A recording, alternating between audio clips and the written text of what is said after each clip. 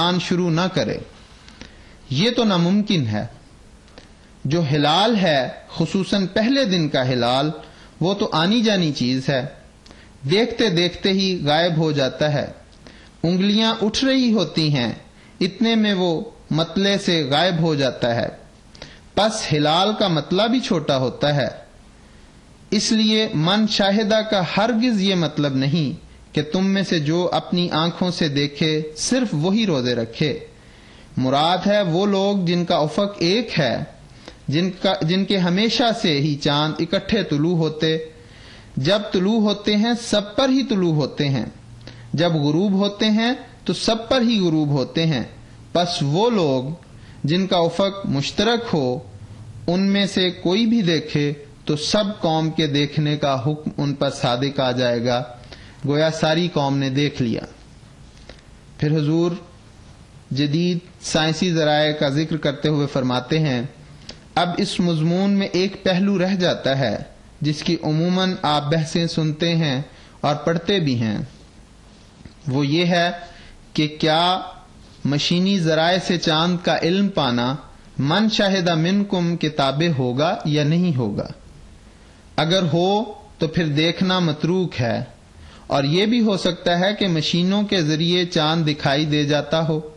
لیکن نظر سے نہ دکھائی دیتا ہو، تو کیا قرآن کریم کا پہلا عمل یعنی پہلے دور کا عمل اس مشینی عمل کے مقابل پر رد ہو جائے گا،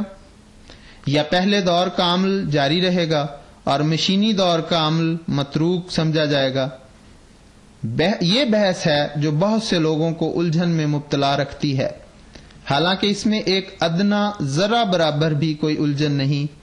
الجھن لوگوں کی نافہمی اور ناسمجھی میں ہے، ورنہ امر واقعہ یہ ہے کہ نئے دور میں مشینوں کے حوالے سے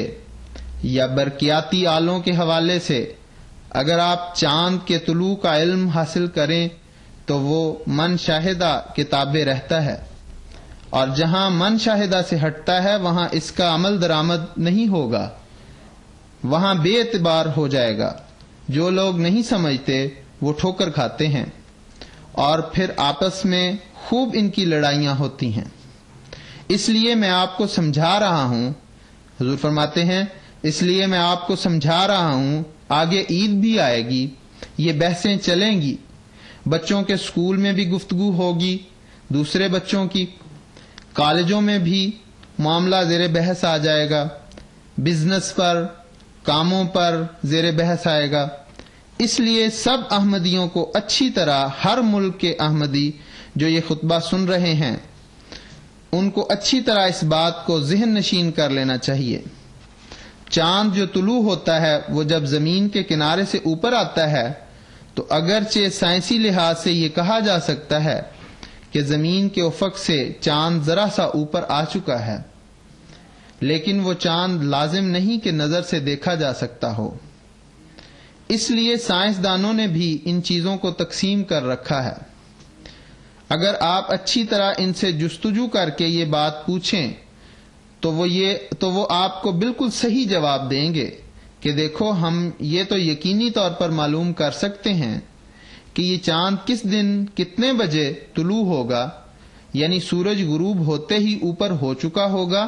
لیکن اس کا مطلب یہ نہ سمجھو کہ اگر موسم بالکل صاف ہو اور کوئی بھی رستے میں دھند نہ ہو تب بھی تم اس کو اپنی آنکھوں سے دیکھ سکتے ہو، کیونکہ چاند کو طلوع ہونے کے 20 منٹ یا کچھ اوپر مزید چاہیے اور ایک خاص زاویے سے اوپر ہونا چاہیے۔ اگر وہاں تک پہنچے تو پھر آنکھ دیکھ سکتی ہے، ورنہ نہیں دیکھ سکتی۔ اس لیے ہو سکتا ہے جیسا کہ پچھلے سال مولویوں نے یہاں کیا کہ آبزرویٹری سے یہ تو پوچھ لیا کہ چاند کب نکلے گا، اور انہوں نے وہی سائنسی جواب دے دیا کہ فلاں دن یہ اتنے بجے طلوع ہو جائے گا، اور سورج ڈوبنے کے مان بعد کا وقت تھا، تو مولویوں نے فتویٰ دے دیا کہ اس دن شروع ہو جائے گا رمضان یا عید جو بھی تھی۔ اور بعض دوسرے جو ان میں سے سمجھدار تھے، تعلیم یافتہ مسلمان یہاں موجود ہیں، احمدی نہیں ہیں، مگر وہ ان باتوں پر غور کرتے ہیں، انہوں نے انکار کر دیا۔ انہوں نے کہا ہم تو ایسی عید نہیں کریں گے یا ایسا رمضان نہیں شروع کریں گے، اور وہ سچے تھے، کیونکہ اگر وہ مولوی صاحبان ان لیبارٹریز سے یا جو ان کے مراکز ہیں آسمانی سیاروں وغیرہ کو دیکھنے وغیرہ کے، ان سے پوچھتے تو وہ صاف بتا دیتے کہ نکلے گا تو صحیح، لیکن تم اس کی شہادت نہیں دے سکتے، تم اپنی آنکھ سے اس کو کبھی بھی نہیں دیکھ سکتے، کیونکہ جتنا نکل کے وہ اونچا جاتا ہے، اس طلوع سے کوئی آنکھ بھی اس کو اس لیے نہیں دیکھ سکتی کہ وہ زمین کے بہت قریب ہوتا ہے، اور زمین کے قریب کی فضا اس کی شعاؤں کو نظروں تک پہنچ ہی جذب کر چکی ہوتی ہے۔ اس لیے عین نشانے پر پتہ ہو کہ وہاں چاند طلوع ہو رہا ہے، آپ نظر جما کے دیکھیں، آپ کو ایک ذرہ بھی کچھ دکھائی نہیں دے گا، تو شاہدہ کا مضمون اس پر صادق نہیں آئے گا۔ شاہدہ کا مطلب ہے جو گواہ بن جائے، جو دیکھ لے، جو پا لے، مگر سائنسدان ہی یہ بھی آپ کو بتاتے ہیں اور قطعیت سے بتاتے ہیں کہ اگر اتنے منٹ سے اوپر چاند ہو چکا ہو، یعنی سورج ڈوبنے کے بعد مثلاً 15 منٹ کی بجائے 20 منٹ تک رہے، تو پہلے 15 منٹ میں اگر دکھائی نہیں دے سکتا تو آخری 5 منٹ میں دکھائی دے سکتا ہے، یا اس کا زاویہ اتنا ہو کہ وہ زمین کے ایسے افق سے اونچا ہو چکا ہو جو افق چاند اور ہماری راہ میں حائل رہتا ہے۔ اس سے جب اونچا ہوگا تو لازماً دیکھ سکتے ہیں، پھر بادل ہوں تو الگ مسئلہ ہے، لیکن اگر بادل نہ ہوں تو لازماً ننگی آنکھ سے دیکھ سکتے ہو، تو پھر شاہدہ منکم کا حکم صادق آ گیا، کیونکہ شاہدہ میں ساری قوم کا دیکھنا تو فرض تھا ہی نہیں، کچھ بھی دیکھ سکتے ہوں، لیکن اس طرح دیکھ سکتے ہوں جیسے انسان کی توفیق ہے کہ ننگی آنکھ سے دیکھ سکے۔ وہ فتویٰ لازماً ساری قوم پر برابر صادق آئے گا، اور وہ لوگ جن کا افق ایک ہے وہ سائنسی ذرائع سے معلوم کر کے پہلے سے فیصلہ کر سکتے ہیں۔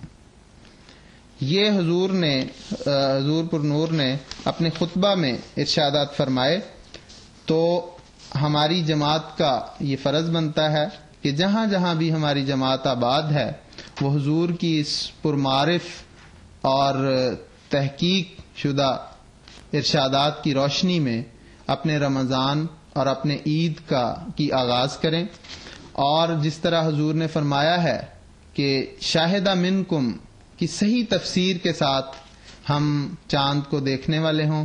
اور پھر اس کے نتیجہ میں جو رمضان شروع ہو اور جو عید آئے وہ ہم سب کے لیے خوشیاں اور برکتیں لے کر آئے، ہم سب کے گھروں کو برکتوں اور رحمتوں سے مالا مال کر دے۔ اللہ تعالی ہمیں صحیح رنگ میں رمضان اور عید کو ادا کرنے کی توفیق عطا فرمائے۔ السلام علیکم ورحمۃ اللہ وبرکاتہ۔